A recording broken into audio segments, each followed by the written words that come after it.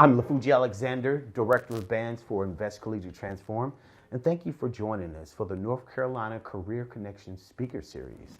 I'm excited to have our special guest today, owner and founder of Academy of the Gifted, producer, and music director for the Stars. That's a lot of hats there. Hey, come on, man. All right, Dr. William Blount. Oh, man, thank you for joining us. Well, to God be the glory, man. Thanks for having me, man. Glad to be here. Glad to be here. So let's talk about some of the different hats that you've wore Okay. throughout your professional career. Can you tell me a little bit about what is a music director? A music director is a person who makes the artist's visions comes to life. My job is to understand their vision. I have to understand is a clear picture, so I have to have a clear picture of where they want to go. And it starts from their albums, from the records that they sold to millions of fans. So it starts from there, understanding their visions, where they want to go, and then take it live, you know, where they want to go with it. You want this show to be a type of show where you're dancing, it's a party show. If you want more emotional, because there's different phases as you creating the show as a music director. So you want the artist to be able to express themselves to the fullest on all points, emotional, like I said, happiness, sads, and things like that. So as a director, my job is to make sure I find the right players, because for each tour that I've done over my years and each genres of from plays to artists, you know, it requires different type of musicians. So that's another thing as my responsibility is to find that right piece, those right musicians to fit that artist's vision. Now, that leads me to another question. If I was an aspiring student, if I'm a student and I have aspirations of becoming a touring musician to, you know, play for the Tyler Perrys or Chris Browns or Rihanna's or things like that, what advice would you give me? Like, where would I start? For me, passion, purpose, understanding, you know, because for me, let's go back a little bit. I know that for me, playing music and pianos and drums, you know, was what I always wanted to play. So I knew that was my dream. So I just focused on my passion and I just played, practice. So that would be one of the things I say. If it's your practice, if it's your purpose, practice, stay focused, consistent, and those are the things I would say to get you to where you need to go for the Tyler Perrys and those things like that. Because once there's a passion, once you understand your gift and what your gift is, a lot of things do become natural to you. Like one of the things I learned when I was with Tyler, as one of his process used to be when he used to do auditioning, if he asked somebody and said, hey, if you're a singer, and he said, hey, sing Amazing Grace.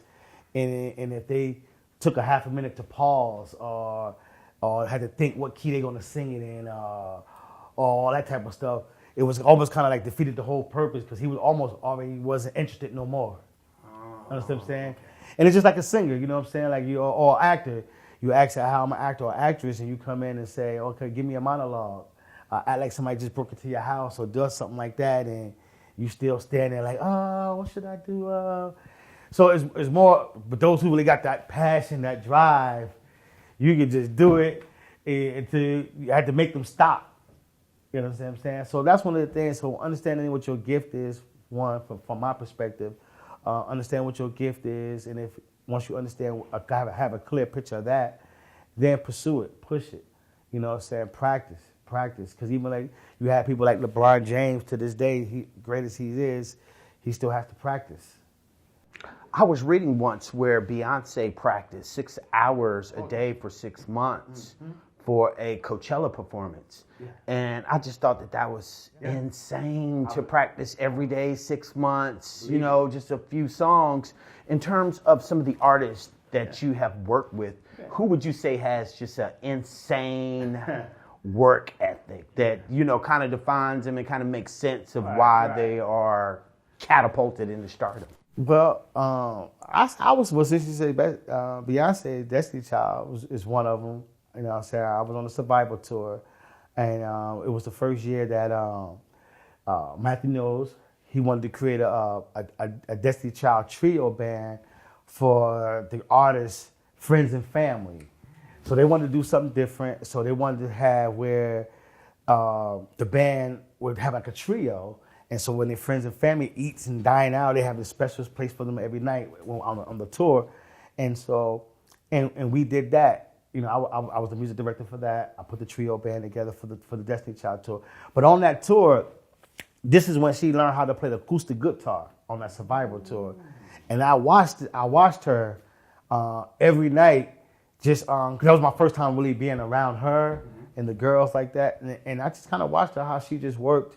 Now, if I'm an aspiring student and I'm sitting home watching this and I want to be the next producer for, you know, Beyonce or The Baby or J. Cole or someone, in terms of technology, where's a great place to start?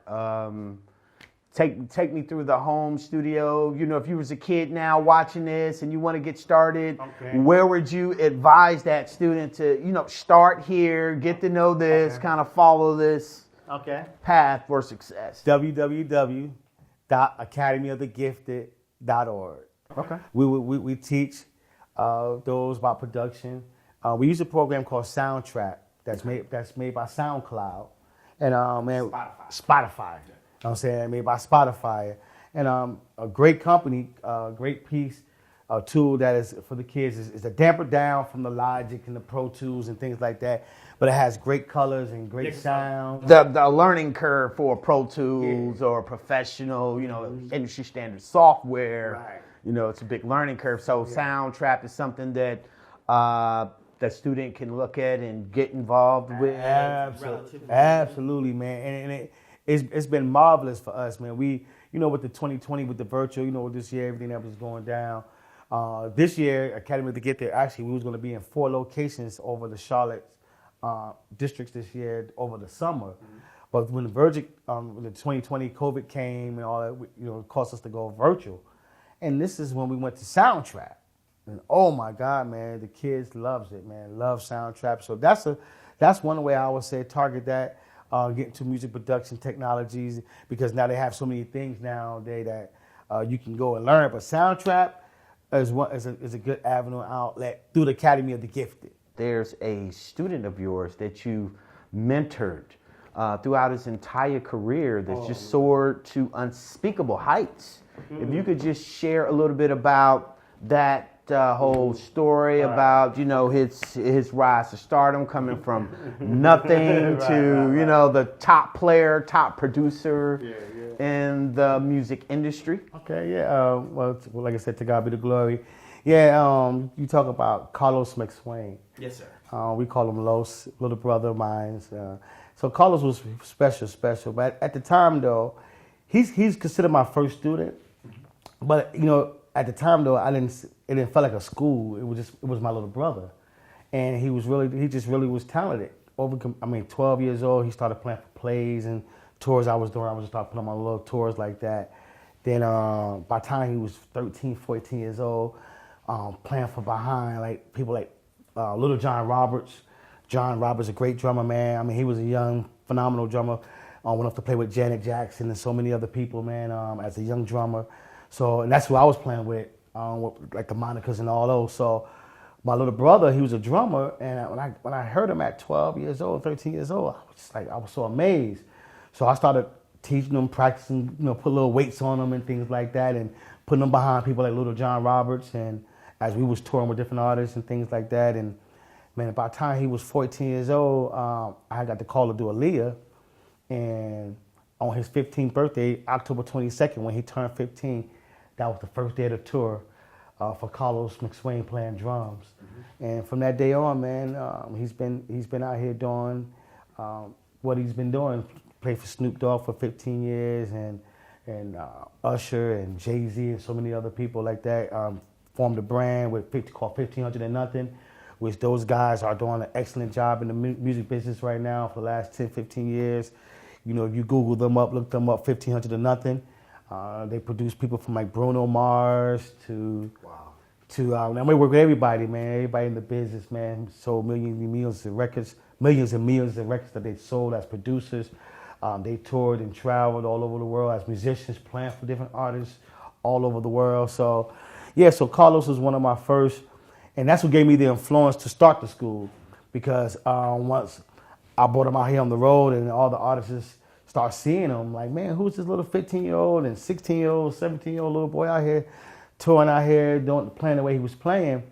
Then everybody was like, well, you're the one who kind of molded him. And then Carlos like, yo, we should start a school. So Carlos was the one who actually brought the attention to me, we should start a school. And he the one who figured that we should call it the Academy of the Gifted. So yeah, so Carlos is really the principle of why the Academy of the Gifted was birthed, is because how I was able to take this young man at a very, very young age, man, and make his dream come true. I mean, he was getting paid like a grown man. He was 6 figures and stuff like that at 15, 16 years old. Wow. Oh, because I paid him like I was paying everybody else. He was doing the job. I mean, he did the job better than even us as the adults was doing it. You know what I'm saying? He did it real quick. I don't want to, but real quick though, there was even when we was doing the lead, Carlos was so. Cause I was teaching them how to be so precise. Even with the I think it was 1 in a Million has that little funny little drum little thing in there, and my boy CJ Charles Smith, my assistant director with me, he's the keyboardist and programmer. Even with him, when he was programming, we was in rehearsal, and CJ was programming the 1 in a Million, and he programmed that little beat. CJ forgot to put that in there, or he got lazy and didn't want to put it in there. So, and CJ had Carlos had told him. Carlos said, "Hey, CJ, you forgot to put that dun, dun, dun, dun." And CJ was like, it's good. You just play. Make sure you just play it.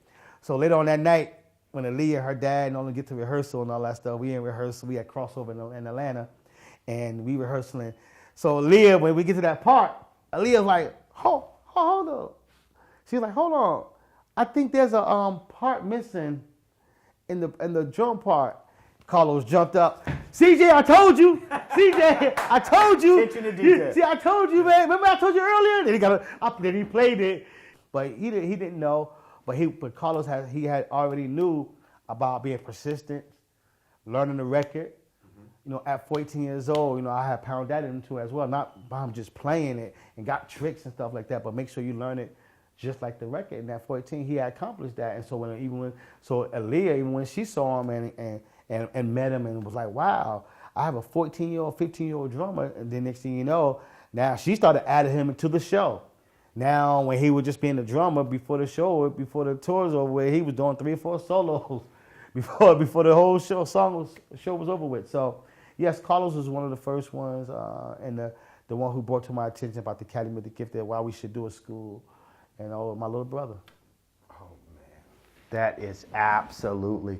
Well, before we close here, and I do want to thank you for joining us today, is there any advice that you would like to give to the aspiring artists, musicians, singers out there that they can take with them and build from? If I had a mirror, I'd just say, look in the mirror, man, and find out what your gift is. Dig deep. Find out what you believe your purpose is. And if you find out what your purpose is, you will be able to follow your dream, your vision, your goals. You'll follow whatever God has intended for you to be and do. I think that is so awesome for students to ditch the textbook, go behind the scenes with a live professional and actually get the hands-on experience of, being able to work on a project and get that, tutelage from a seasoned professional. Thank you a lot, sir. I love what you're doing. What you're doing. Thanks for having me. All right. So there you have it, William Blount, owner and founder of Academy of the Gifted, producer and music director for the Stars.